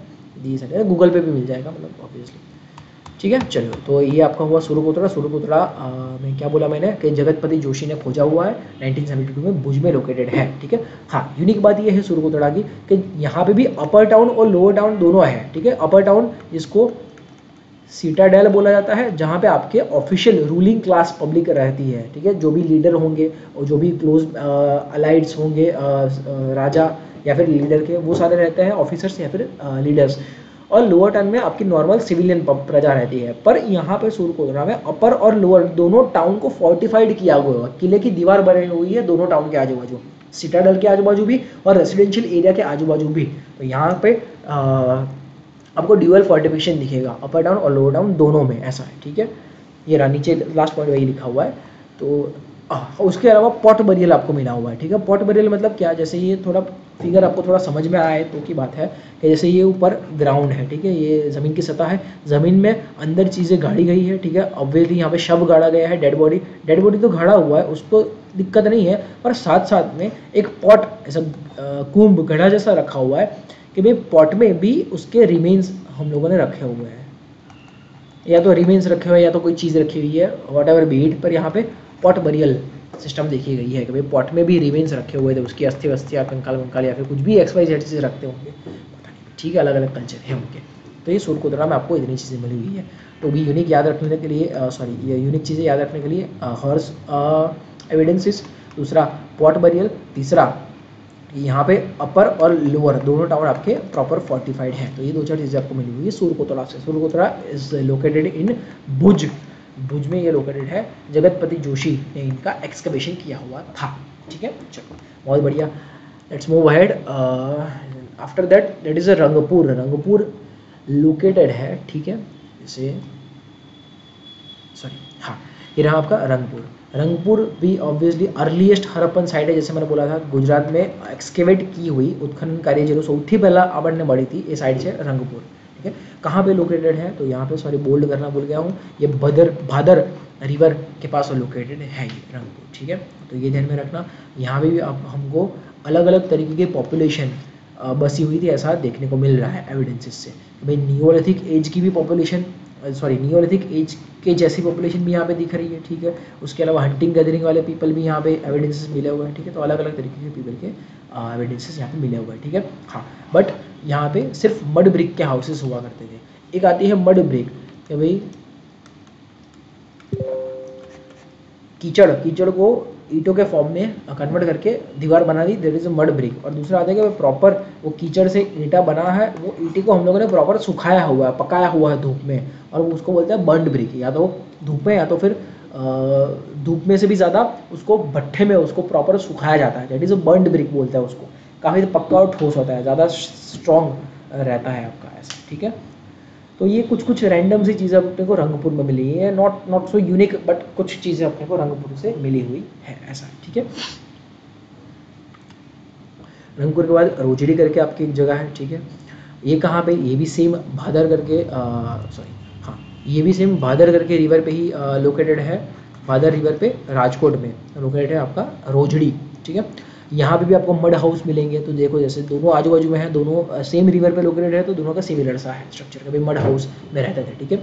और उसके अलावा यहाँ पे आपको फ्लैट प्लेट्स, प्लेट मतलब थाली डिश आपकी, तो फ्लैट प्लेट्स मिली हुई है। और उसके अलावा टॉल डॉक जार भी मिला हुआ है, ऐसा लंबे मुँह आने वाला जार भी मिला हुआ है, ठीक है, जिसका मुंह ऐसा काफ़ी लंबा था, ऐसा जार मिला हुआ है जहाँ पर कुछ पानी वानी भरते होंगे ये लोग, क्या पता, ठीक है। तो ये दो तीन सैंपल्स, ये दो तीन एविडेंसेस हमको रोजड़ी से मिले हुए हैं ऐसा, ठीक है। अब रोजड़ी को लेकर बहुत सालों पहले एक आर्टिकल आया था, मतलब 2021 में एक आर्टिकल आया था न्यूज़पेपर का, कि राजकोट में स्पेसिफिकली रोजड़ी वाली साइड के आजू बाजू है ना, बहुत जंगल उग गए थे, फॉरेस्ट उग गया था, और उसको सही ढंग से प्रोटेक्ट नहीं किया जा रहा था। अब कोई भी यहाँ पे आके कुछ भी पत्थर वत्थर उसको तोड़ रहा है, जानवर आके रह रहे हैं, चीज़ों को डिस्ट्रॉय कर रहे हैं। अब तो फिर लोगों ने सरकार को विनती की कि भाई प्लीज़, जैसे आपने क्या बोलते हैं धोलावीरा को प्रोटेक्ट करके रखा है, जैसे आपने लोथल को प्रोटेक्ट करके रखा है, वैसे रोजड़ी को लेकर भी कुछ ना कुछ कंजर्वेशन का प्लान किया जाना चाहिए, ठीक है। तब से लेकर सरकार भी इस पर ध्यान दे रही है कि क्या बोलते हैं कि भाई ये जो साइट है उसको सुरक्षित करने के लिए कुछ ना कुछ स्टेप्स सरकार ले रही है ऐसा, ठीक है। क्योंकि भाई जंगल वंगल उग गए थे तो भाई ठीक नहीं है ऐसा, ठीक है। जैसे ये दोनों चीज़ लोकेटेड कहाँ है, रंगपुर और रोजड़ी। तो जैसे ये मैप में देख लो कॉमन कि भाई ये रंगपुर आपका यहाँ पे पड़ता है और रोजड़ी आपका यहाँ पे पड़ता है। रोजड़ी आपका राजकोट में पड़ता है और रंगपुर आपका सुरेंद्रनगर के पास पड़ता है, ठीक है। ये देखा ना आगे हम लोगों ने, सुरेंद्रनगर के पास पड़ता है आपका रंगपुर, पर दोनों सेम रिवर के पास पड़ रहे हैं, दैट इज़ भादर, ठीक है। चलिए तो आगे बढ़ते हैं। दो चार साइट्स हमारी हो गई, धुलावीरा, सूर्यकोटड़ा, रंगपुर, रोजड़ी, लोथल। लोथल को लेकर एक यूनिक फैक्ट जो आपको खोजना रहेगा, नेशनल मरीटाइम हेरिटेज कॉम्प्लेक्स। मुझे प्लीज़ कमेंट सेक्शन में लिख के बताइएगा कि ये क्या है in the context of Lothal, वापस से बोल रहा हूँ, national maritime heritage complex, NMHC, national maritime heritage complex. ये क्या है, खोज के मुझको कमेंट सेक्शन में बताइएगा। ये काम का अपडेट है, एग्जाम पॉइंट ऑफ व्यू से काफ़ी काम का अपडेट है वैसे, ठीक है। चलिए, तो ये आपका हुआ रंगपुर और रोजड़ी, रोजड़ी का कंजर्वेशन की बातें चल रही है, ठीक है। उसके बाद है आपका कच्छ जिले में ही नखत्राना, सॉरी कच्छ में ही नखत्राना करके तालुका है। तो नखत्राना तालुका में मोराई करके एक रिवर है, नदी, और मोराई के पास अपने को एक और जगह मिली हुई है जिसका नाम है देसलपुर, ठीक है, देसलपुर जिसका नाम है। तो कहाँ पे है, कच्छ, कच्छ में नखत्रान तालुका, नखत्रान तालुका में मोराई रिवर, मोराई रिवर में आपको देसल पर करके एक जगह मिलेगी जो भी हड़प्पन साइट है, गुजरात की ही, ठीक है। तो ये ध्यान में रखना। हाँ, यहाँ पे यूनिक चीज़ क्या मिली हुई है, यहाँ पे यूनिक चीज़ ये मिली हुई है कि यहाँ पे फ्लड से बचने के लिए, ठीक है, सॉरी, फ्लड से बचने के लिए एक यूनिक तरीके का फ्लड प्रूफ बैरियर बना के रखा था इन लोगों ने, ठीक है। तो ये एविडेंसेस हमको यहाँ से मिले हुए, ठीक है। इसके अलावा अलग अलग तोला, मुद्रा, स्टैंप वगैरह वगैरह चीज़ें यहाँ से मिली हुई है, ठीक है। तोला मतलब वो वजन नापने के जो होते हैं वो तोला, मुद्रा मतलब मुद्रा, it is coin, punched coins, मुद्रा जिसको बोलते हैं, और अलग अलग स्टैम्प यहाँ से मिले हुए हैं, ठीक है। कहाँ से, देसलपर से। तो ये थोड़ा ध्यान में रखना, ठीक है, कि देसलपर से अपने को ये अलग अलग चीज़ें मिली है, सेम, नॉट सो यूनिक, पर बेसिक ध्यान में रखना, ये कहाँ पर लोकेटेड है एटलीस्ट उतना ध्यान में रखना है, ठीक है। तो ये है आपका सॉरी, ये हो गया आपका प्रोटो हिस्टोरिक, कि भाई आद्य ऐतिहासिक काल का एक पार्ट जहाँ पे गुजरात में आपको इसके कुछ कुछ एविडेंसेस मिले हुए हैं, ठीक है। कि इसके पहले आपका था pre historic time, pre historic time में चीज़ें सिविलाइज्ड नहीं थी, रैंडमली लोग रह रहे थे और स्टोन से बने हुए टूल्स यूज़ कर रहे थे। तो स्टोन एज में कुछ इस तरीके से चीज़ें थी। स्टोन एज के बाद जो मिडिल वाला एज आता है ना, जिसको इंडिया हिस्ट्री जब पढ़ते हो ना, तब चारकोलिथिक एज करके पढ़ते हो। चारकोलिथिक एज आपका पूरा ओवरलैप होता है हड़प्पा से, क्योंकि भी वहाँ पे कॉपर का यूज़ किया जाता था, ठीक है। तो ये हमारा हड़प्पन एज यहाँ पे खत्म हुआ। हड़प्पन एज की गुजरात की साइट्स हम लोगों ने डिटेल में क्लियर करी, तो वो उसको ध्यान में रखिएगा, ठीक है। और वही आद्य ऐतिहासिक काल का दूसरा वाला पोर्शन कि वैदिक और लेटर वैदिक। अब लेटर वैदिक और वैदिक में आप जब इंडिया हिस्ट्री पढ़ोगे ना, तब आपको बहुत सारी चीज़ें पढ़ने आएगी कि भाई इंडिया में वैदिक एज में ये XYZ चीज़ें हुई, लेटर वैदिक में ये XYZ चीज़ें हुई। पर जब भी उसको गुजरात स्पेसिफिक पोर्शन पे ले जाता है ना, तब हमको ऐसा कोई एविडेंस ही नहीं मिलता कि भाई क्या गुजरात में क्या था। ना कोई इंडिया का महाजनपद डायरेक्टली रिलेट कर रहा है, ना कुछ चीज़ों का डायरेक्ट एविडेंस मिल रहा है कि भाई ये इंडिया में भी था और यहाँ पे भी था। जैसा हड़प्पा है, इंडिया में भी बहुत सारी साइट्स है और गुजरात में भी बहुत सारी साइट्स है, तो हड़प्पा को कनेक्ट कर पा रहे हैं। पर जब भी वैदिक और लेटर वैदिक एज की हम लोग बात कर रहे हैं, तब इंडिया के कॉन्टेक्स्ट में रेयरली कोई चीज़ देख पाते हैं, ऐसा है हम लोग, ऐसा, ठीक है। चलो, अब ये वैदिक लेटर वैदिक वाला टाइम पीरियड क्या था, जिसके बारे में थोड़ा ब्रीफ में अगर आपको बोलूँ, जस्ट ए सेकंड, ठीक है। चलो, अब लेटर वैदिक टाइम पे बोलो तो यहाँ पे वो टाइम पीरियड था जहाँ पे ऋग्वेद लिखा गया था। ऋग्वेद को अलग अलग तरीके से अलग अलग रिचुअल्स और अलग अलग डीटी को पूजने के लिए ऋग्वेद लिखा गया था। ऋग्वेद की बात आती है, ठीक है। उसके अलावा और 3 वेद लिखे गए थे कि भाई ऋग्वेद, सामवेद, अथर्ववेद और यजुर्वेद। तो ये चारों के बारे में आप इंडियन हिस्ट्री में ऑब्वियसली पढ़ोगे कि भाई ये पूरा वैदिक एरा था। वैदिक एरा में अलग अलग तरीके से चीज़ें बसी हुई थी। भाई ओरिजिनली ऋग्वेदिक के टाइम पे वो सभा, समिति, गांव, ठीक है, फिर विलेज हेडमैन, ऐसा करके सोसाइटी बसी हुई थी। लेटर वैदिक में ये सारे कलेक्ट होके कुछ एक बड़ा ग्रुप बनाया, बड़ा कबीला बनाया, जिसको एक हेड करता था, वगैरह वगैरह। तो ये वैदिक और लेटर वैदिक का स्ट्रक्चर हमको बताया सर, ठीक है। इसी के टाइम पीरियड के आजू बाजू ऐसा माना जाता है कि जब ये वेद पुराण सब लिखे गए थे, वेद लिखे, वेदों के बाद पुराण लिखे, पुराण के बाद कुछ लिखा, उसके बाद उपनिषद लिखे, इन सब टाइम पीरियड पे ही हमारी सारी की सारी वो माइथोलॉजिकल स्टोरीज आती है कि भाई रामायण करके कुछ हुआ था, महाभारत करके कुछ हुआ था।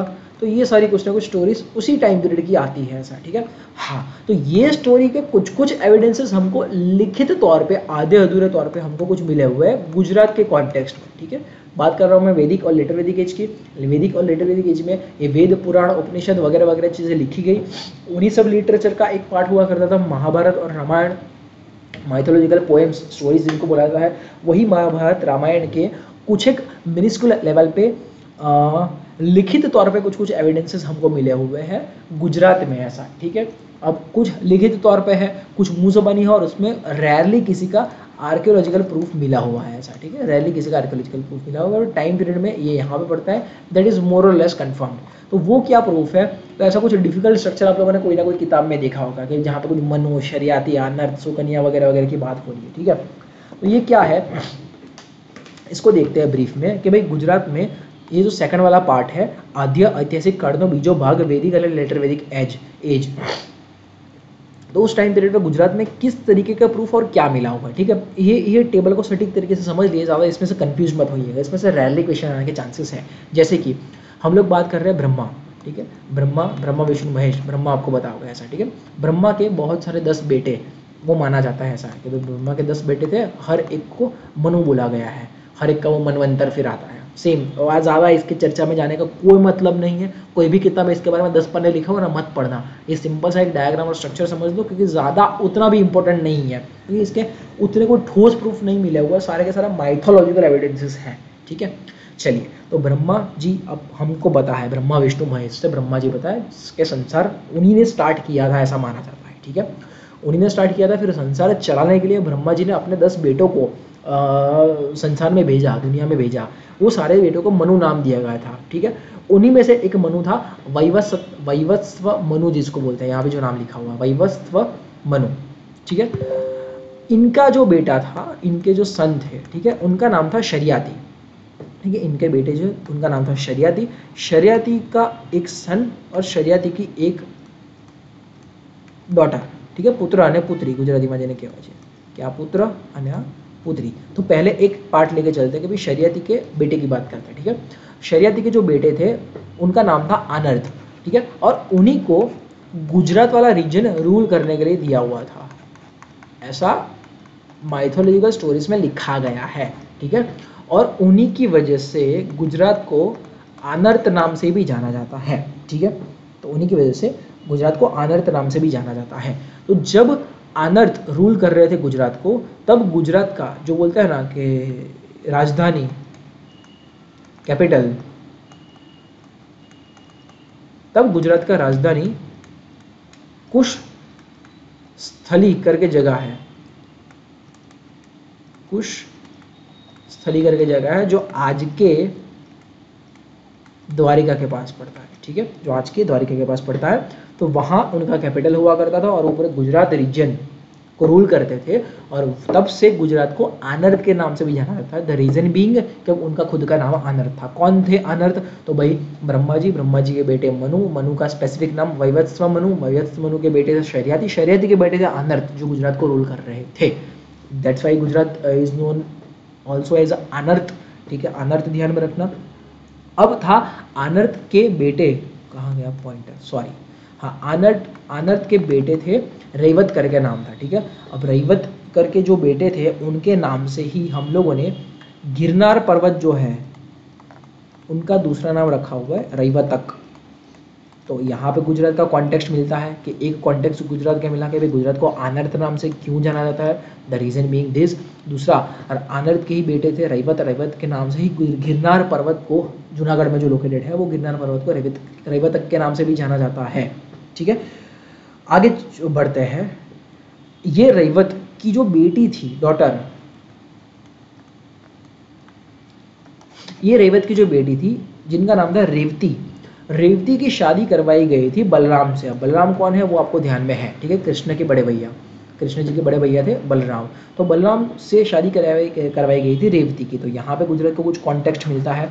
अब दूसरी स्टोरी एक पैरेलल चालू करता हूँ, ठीक है। यहाँ तक मैंने क्या बोला कि भाई ब्रह्मा जी के बेटे मनु, मनु के बेटे शरियाती, शरियाती के बेटे अनर्थ, अनर्थ के नाम से गुजरात को अनर्थ के नाम से जाना जाता है। रीजन बीइंग उनका कैपिटल जो कुश स्थली था गुजरात के द्वारिका में लोकेटेड था, ऐसा माइथोलॉजिकल प्रूफ स्टोरीज बोलती है।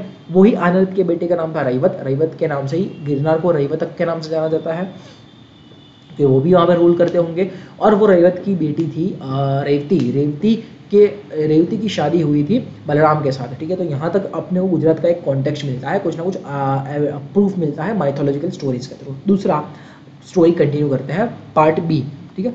पार्ट बी इज यादव कुल सुना होगा। यादव कुल ऐसे सॉरी कृष्ण भगवान जो कुल से बिलोंग करते थे, जो कुल से बिलोंग करते थे, that is Yadav. Yadav originally belong करते थे वो मथुरा वृंदावन वाले रीजन से, ठीक है। ऑब्वियसली यूपी के लोगों को यादव बोला जाता है ऐसा, ठीक है।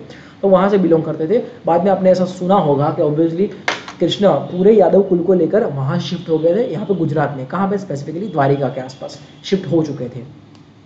तो यादव कुल जब कृष्ण बलराम और उनके पूरे ग्रुप के साथ यहाँ पे शिफ्ट हो गया, फिर उसका एक पार्ट हम लोगों ने देखा कि उसका एक पार्ट मतलब बलराम यादव कुल के जो थे उन्होंने रेवती से शादी की। तो एक ये कॉन्टेक्स्ट गुजरात का यहाँ पे मिलता है प्रूफ। दूसरा गुजरात का कॉन्टेक्स्ट कहाँ पे मिलता है, तो यादव कुल के ही दूसरे मतलब यादव कुल के जो लीडर थे हमारे भगवान कृष्ण, तो भगवान कृष्ण से क्या एविडेंस मिलता है गुजरात के कॉन्टेक्स्ट में, तो भाई 2-3 एविडेंस मिलते हैं। जैसे कि एक ऊपर यहाँ पे लिख रहा हूँ, जैसे कि एक उनकी द्वारिका नगरी, द्वारिका के राजा थे ऐसा माना जाता है भगवान कृष्ण, ठीक है। तो पहले सिर्फ किताबों में पाई जाती थी, अब हमको अरेबियन सी में वो द्वारिका के आर्कियोलॉजिकल एविडेंस मिले हुए हैं, दैट इज़ फॉर श्योर। तो एक यहाँ से हमको प्रूफ मिलता है, गुजरात के साथ कनेक्शन मिलता है। दूसरा, कृष्ण ने जहाँ पे अपना देहत्याग किया था, जहाँ से अपना जीवन समेटा था, विदाई ली थी, वो जगह जानी जाती है आज के दिन में भालका तीर्थ के नाम से, ठीक है। जो वो जगह आज के दिन में भालका तीर्थ के नाम से जानी जाती है। कहाँ पे पड़ता है ये? गिर सोमनाथ के पास पड़ता है। गिर सोमनाथ सबको पता होगा, सोमनाथ महादेव टेम्पल, तो गिर सोमनाथ जिले में पड़ता है ये भालका तीर्थ, जहाँ पे 3 नदियों का संगम है, हिरण्य, कपिला और माइथोलॉजिकल रिवर सरस्वती। हिरण्य, कपिला और सरस्वती के त्रिवेणी संगम पे ये जगह है भालका तीर्थ, जहाँ पे भगवान कृष्ण ने देहत्याग किया था, संसार छोड़ा था यहाँ से। तो ये भी एक माइथोलॉजिकल एविडेंस गुजरात के कॉन्टेक्स्ट में आपको मिलेगा, ठीक है। तो दूसरा जो स्टोरी पैरेलल चालू किया था यादव कुल का, उसका एक हिस्सा बलराम जिसकी शादी करवाई हम लोगों ने रेवती से, तो वहाँ पे गुजरात के कॉन्टेक्स्ट का प्रूफ। दूसरा, यादव कुल के लीडर भगवान श्री कृष्ण ने अपना देहत्याग किया था Bhalka Tirth, it is located on the tri junction of हिरण्य, सरस्वती और कपिला रिवर्स, तो वहाँ पे उन्होंने देहत्याग किया था भालका तीर्थ। दूसरा, कृष्ण की ही द्वारिका नगरी जो पूरा महल पैलेस वगैरह था, उसके भी आर्कियोलॉजिकल एविडेंसेस हमको मिले हैं। ये दूसरा पार्ट सेकंड पैरेलल स्टोरी का यादव वाला, और यादव वाली स्टोरी का ही तीसरा पार्ट, ठीक है, सॉरी, यादव वाली स्टोरी का ही तीसरा पार्ट कि भाई कृष्ण के मासा माना जाता है ये नेमी कुमार करके, ठीक है। सेम सारा का सारा माइथोलॉजिकल स्टोरीज से ये नामकरण किए हुए हैं, मैंने खुद ने कहीं से नहीं निकाले हुए हैं, ठीक है। चलो, तो यही नेमी कुमार कृष्ण के मासा माने जाते थे, और यही नेमी कुमार जैन संप्रदाय के, ठीक है, जैन धर्म के 22nd तीर्थंकर बने हुए थे, और इन्होंने गिरनार में जाके अपना जो भी रिचुअल्स वगैरह किया हुआ था, तो वहाँ पे गिरनार में भी आपको बहुत सारे जैन टेम्पल्स मिलेंगे, ठीक है। क्योंकि ये 22nd जो तीर्थंकर थे नेमी कुमार, नेमीनाथ जिनको बाद में बोला गया, तो वो नेमीनाथ की बहुत सारी जगह गिरनार में भी लोकेटेड है, वहाँ पे जाके उन्होंने दीक्षा दी थी वगैरह वगैरह। तो ये अलग अलग धर्म के अलग अलग प्रूफ अपने को मिले हुए हैं सारे माइथोलॉजिकल स्टोरीज या फिर किताबों से। तो ये आपकी सेकंड पैरेलल स्टोरी यादव वाली, पहली अनर्थ वाली खत्म की, दूसरी यादव वाली खत्म की, और थर्ड पैरेलल स्टोरी सॉरी ये सुकन्या कौन थी? अब सुकन्या थी शैयाती की डॉटर, इनकी जो डॉटर थी शैयाती की सुकन्या के जो सन थे ऋषि दधीची तो नाम था, ऋषि हम लोगों ने बाद में जोड़ा, तो दधीची ऋषि नाम सुना ही होगा उनका ऑब्वियसली। ये दधीची ऋषि का जो आश्रम है, वो आश्रम हमको नर्मदा रिवर के किनारे मिलता है, ठीक है। दधीची ऋषि का आश्रम हमको नर्मदा के किनारे मिलता है, वहीं पे दधीची ऋषि बसे थे, वहीं पे उन्होंने पूरा अपना घर संसार बसाया, और वहां पे भार्गव करके पूरा कम्युनिटी या फिर पूरा सेक्ट बनाया ऋषियों का, ठीक है। और वो भार्गव सेक्ट या फिर भार्गव कम्युनिटी से भृगु कच्छ के नाम से जाना जाने लगा, अभी का जो भरूच है वो, ठीक है, वही भार्गव कम्युनिटी से पूरा भृगु कच्छ रीजन जाने लगा, जो अभी का भरूच है। तो यहाँ पे आपका तीसरा स्टोरी बिल्डअप होता है, ठीक है। तो ये हमको वैदिक या फिर लेटर वैदिक एज में भी इंडिया में कुछ चल रहा था पता नहीं, पर गुजरात में हमको ये 3 तरीके के प्रूफ मिलता है, 3 तरीके का स्टोरीज मिलती है। फर्स्ट इज, क्या वापस से बोल रहा हूँ, यहाँ पे देखते जाइए, पूरा स्क्रीन क्लियर करके लास्ट में बता देता हूँ, ठीक है, कि जस्ट अ सेकंड, ठीक है। चलो, फर्स्ट स्टोरी इज कि भाई ब्रह्मा जी, एक सेकंड, हाँ, फर्स्ट स्टोरीज ब्रह्मा जी के जो पुत्र थे उनको मनु के नाम से जाना जाता था। मनु के बेटे थे शर्यती से हम लोग पहली स्टोरी चालू करेंगे। शर्यती के बेटे थे आनर्त से गुजरात का नाम आनर्त भी जाना जाता है, और इनके टाइम पे कैपिटल था कुशस्थली करके, ठीक है। कुशस्थली कैपिटल आपका पड़ता है अभी की द्वारिका के पास। वही आनर्त के बेटे थे रेवत के नाम से, गिरनार पर्वत को रेवतक के नाम से जाना जाता है, ठीक है। उन्हीं की बेटी थी रेवती का ब्याह करवाया गया था, सॉरी यहाँ पे बी नहीं, कुछ नहीं, यहाँ पे उनकी बेटी थी रेवती का शादी करवाया गया था बलराम जो कृष्ण के बड़े भैया थे, ठीक है। ये एक स्टोरी हुई जहाँ पे गुजरात का कुछ ना कुछ एविडेंस मिलता है। दूसरी स्टोरी पैरेलल चालू की थी हम लोगों ने कि भाई यादव कुल जो था वो ओरिजिनली मथुरा यूपी से बिलोंग करता था, वहाँ से यादव कुल पूरा शिफ्ट हो गया गुजरात में द्वारिका के आसपास यादव कुल आके बसा। वो यादव कुल का एक पार्ट बलराम जिन्होंने शादी की रेवती से, वही यादव कुल का दूसरा पार्ट भगवान श्री कृष्ण जो यादव कुल के लीडर थे। भगवान श्री कृष्ण को लेकर 2-3 चीज़ के एविडेंस मिले। पहला, उनका द्वारिका नगरी, इनका आर्कियोलॉजिकल प्रूफ बाकायदा मिला हुआ है, और दूसरा उनका उन्होंने जहाँ से देह त्याग किया हुआ था वो हिरण्य, कपिला और सरस्वती का त्रिवेणी संगम था, जिसको भालका तीर्थ के नाम से जाना जाता है। भालका तीर्थ जो आज के गिर सोमनाथ जगह पे पड़ा हुआ है। तो हमको एक ये मिला हुआ है, ठीक है, ये एविडेंस मिला हुआ है। और तीसरा, भगवान श्री कृष्ण का मासा माने जाते हैं नेमी कुमार करके।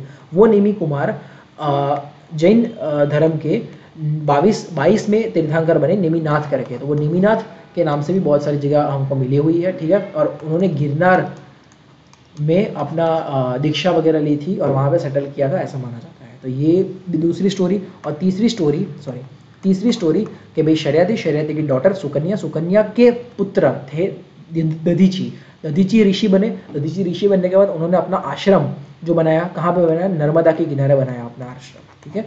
नर्मदा के किनारे आश्रम बनाया, उसी के आजू बाजू अपना पूरा सेक्ट डेवलप किया, जो सेक्ट भार्गव के नाम से जाना जाता है, ठीक है। और वो भार्गव के नाम से ही आपको भृगु कच्छ है, ठीक है।